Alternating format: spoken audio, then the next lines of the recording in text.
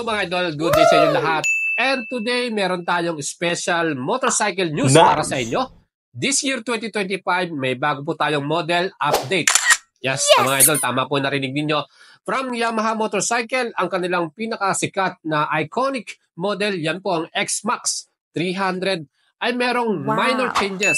Kaya ngayong year 2025, asahan na po natin na darating na yan, maybe month of February, ay i-deliver na yan at mabibili nyo na ang latest model update na X-Max 300. Kaya samahan nyo ako mga idols, ibibigay natin sa inyo ano yung mga minor changes na yan, ano yung binago sa specs, at magkano na ba ang presyo niya for this year 2025. Kaya mga idol, huwag nyo kalimutan i-subscribe ang ating YouTube channel at i-follow nyo ako sa ating Facebook page para sa mas marami pang motorcycle news at update. And syempre, kung gusto nyo bumili ng bagong motor, mga idol, nasa tamang channel kayo dahil alagang boyot ang ibibigay natin sa inyo. Yes, mga idol, kung gusto nyo bumili ng bagong motor, anong model man yan, anong brand, mag-send message lang kayo sa ating Facebook page, Boyet Salabarria, and we will assist and help you mga idol. Siya po ang ating advocacy. Kaya tara mga idols, tara, samahan nyo na ako. Yes! Alright? And mga idols, bago natin i-reveal sa inyo ang latest update or minor changes sa ating 2025 model, let's have a quick look para sa ating 2024 model. Ang mga color na available, meron tayong matte light gray, short gray, or matte dark gray with black. So yan po yung mga color version na available. At syempre, may SRP to na 306,000 pesos. And sa mga gusto pang humabol at gustong bumuli ng 2024 model, lalo na tong matte light gray na to, ay pwede pa rin kayo makabili. Mag-PM lang kayo sa ating Facebook page, Boyet Salabarria.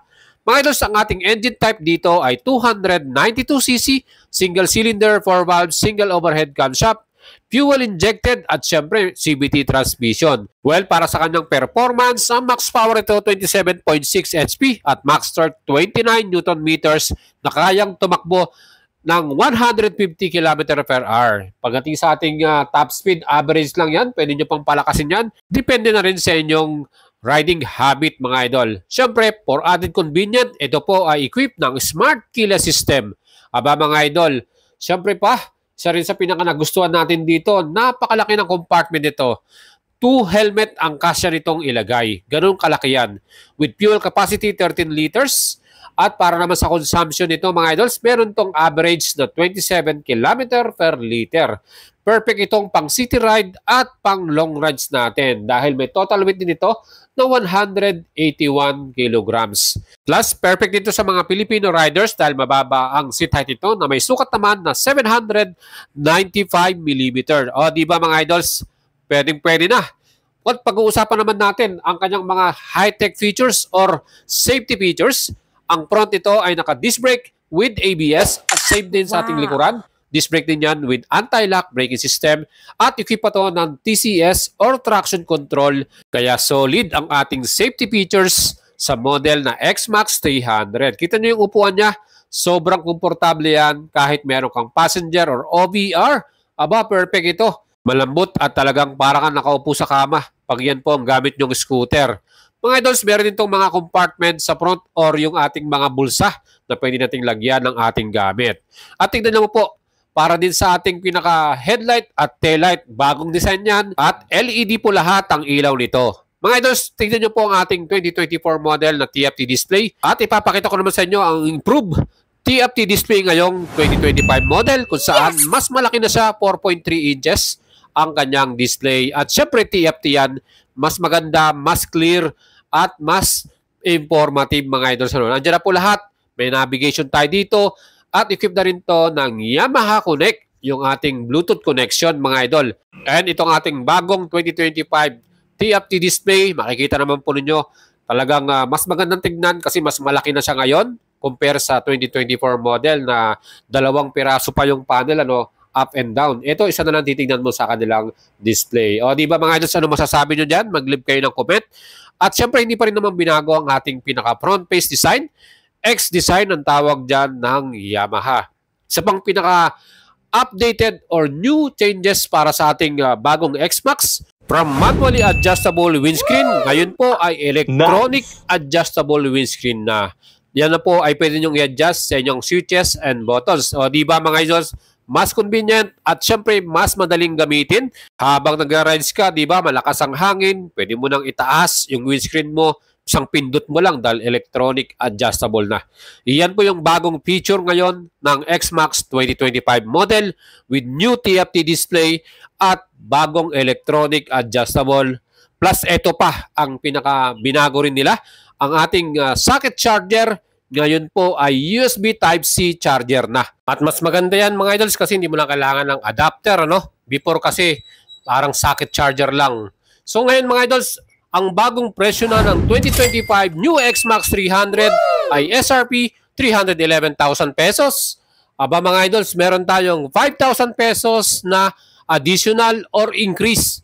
So ang ating 2024 ay 306, ngayon 311,000 pesos na mga idol. At kung kayo po itatanungin ko, okay po ba ang naging increase ng ating Yamaha XMAX ngayon? With 3 minor changes, yan nga po ang bagong TFT display na mas malaki na siya. Pangalawa, ang bagong electronic control na adjustable windscreen. At pangatlo, ang bagong USB Type-C charger. So very minor lang yan, pero yun nga, meron tayong 5,000 pesos increase. At sa color naman na available, yan din po ay magiging same para sa ating 2024. Available pa rin ang short gray or matte dark gray with black color. At ang isa pang kulay, gray black or ang tawag nila dyan ay ceramic gray. So yan po ang ating latest feature para sa inyo mga idols. Let me know your comments and reaction mga idol. Mag-leave kayo ng comment sa ating video at sigurado ako na maraming magre-react dyan. Siyempre, nag-update sila at nagbigay na naman or nag-additional pa na price increase. So, sa akin naman, okay naman ang XMAX 300. Pagdating naman sa quality, elegante talaga ang forma nito at very premium. Siyempre, Japan quality yan. Build quality, wala kang masasabi dito. Talagang perfect. Sulit na sulit ang ibabahid mo dyan. Ang kagandahan din, subok na sa market ang XMAX 300. With new TFT display, in-improve pa nila, no? Mas maganda yung ating information display natin.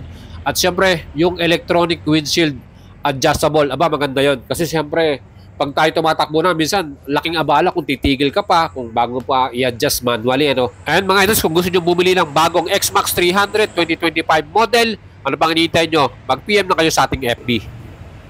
So that's it mga idol, ang ating feature para sa inyo. Hopefully nagustuhan niyo yan at in-update natin kayo para sa ating 2025 new motorcycle news mga idol. Ano? Ang ganda diba ng ating update today. Siyempre pa kung kayo po ay mahilig sa motor, perfect dahil sa tamang channel kayo. Kaya don't forget to subscribe to my YouTube channel. Pakihit po ang all button para lagi kayong notified in our latest video. At siyempre kung gusto niyo bumili ng motor at gusto niyo magkaroon ng bagong XMAX 300 2025 model, perfect dahil bibigyan ko kayo ng alagang boyet. Yes, mga idol, tama narinig ninyo. Mag-send message lang kayo sa ating Facebook page and we will assist and help you. Ganyan po tayo sa ating channel. Kaya mga idol, eto, tara na. Send message na kayo. Alright.